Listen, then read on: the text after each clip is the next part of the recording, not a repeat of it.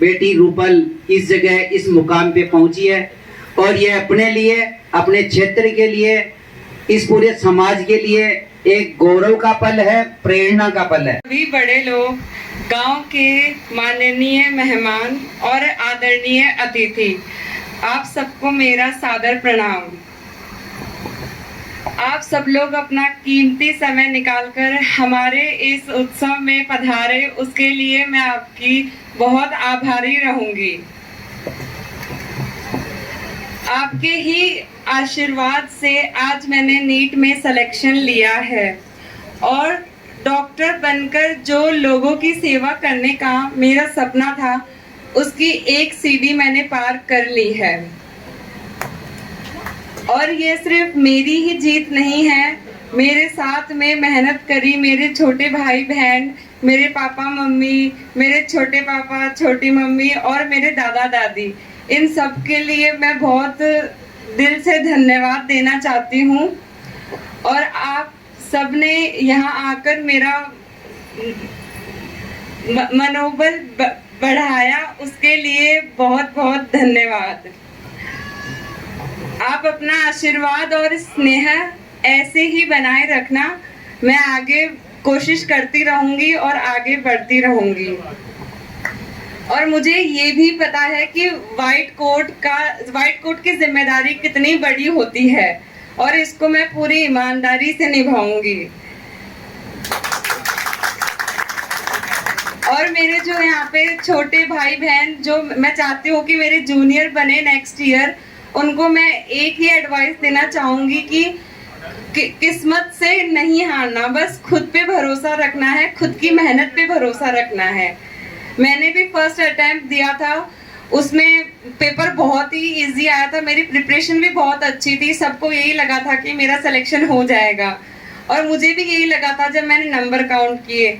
But paper leak होने की वजह से और कट ऑफ बहुत हाई जाने की वजह से मैं रह गई, लेकिन मैंने फिर भी हार नहीं मानी। मैंने सोचा एक बार और सही, और फिर जब 2025 में मैंने सेकंड अटेम्प्ट दिया, उस टाइम पेपर 35 सालों की हिस्ट्री में सबसे टफ पेपर आया था और उसमें मेरे बहुत कम नंबर आए थे, पर मैंने सोचा था कट ऑफ ज्यादा नहीं जाएगी, उसमें भी मैंने मान लिया था कि मेरा सिलेक्शन हो जाएगा।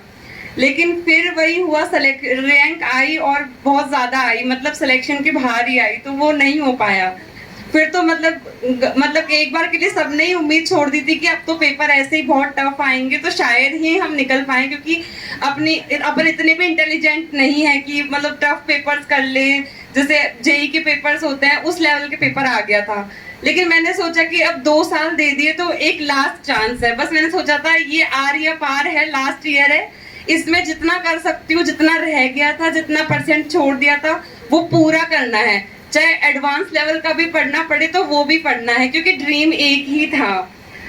तो फिर मैंने वापस तैयारी करी और फिर पेपर हुआ, लेकिन अगर किस्मत को दोष देना चाहे तो पेपर उसमें भी लीक हो गया। 3 मई को 2026 का पेपर हुआ था, उसमें भी मेरा सिलेक्शन हो रहा था, पर मैं यही सोच रही थी कि पेपर रद्द नहीं होना चाहिए, क्या पता अगली बार वापस नंबर आए या ना आए। लेकिन फिर भी किस्मत ने साथ नहीं दिया था। लेकिन हमने सोचा कि भगवान इतना बुरा भी नहीं करेगा, मेहनत करी है तो वो जरूर देखेगा अपनी तरफ। और पापा मम्मी ने भी यही कहा कि जो इसमें सेलेक्ट हुआ है वो उसमें भी सेलेक्ट होगा, तुमने अपनी पूरी ईमानदारी से मेहनत करी है तो वो व्यर्थ नहीं जाएगी। फिर हमारा दोबारा रीनीट हुआ और उसमें वो हमारे लिए अच्छा साबित हुआ, क्योंकि उसमें हमारी अच्छी रैंक आई। वो फिर टफ आया तो उसमें हमारी मेहनत काम आई, क्योंकि पढ़ने वाले बच्चे उसमें ज्यादा निकले, क्योंकि इजी पेपर होता है तो सभी मतलब लगभग सब निकल जाते हैं जो थोड़ा बहुत पढ़ लेते हैं, और जो हार्ड पेपर आता है उसमें वो बच्चे ज्यादा निकलते हैं जो अपनी दिन रात एडवांस लेवल की पढ़ाई करते हैं।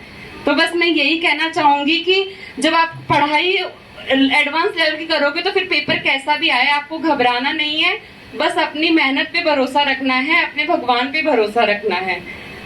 और बस एक बार फिर से आप सभी को धन्यवाद, आप सब लोगों ने यहाँ पधार कर मेरा और मेरे परिवार का सम्मान दिया। धन्यवाद। आयोजन किया है नाथू सिंह जी ने और एडी साहब ने, दारा सिंह जी ने बहुत ही अच्छा आयोजन किया है और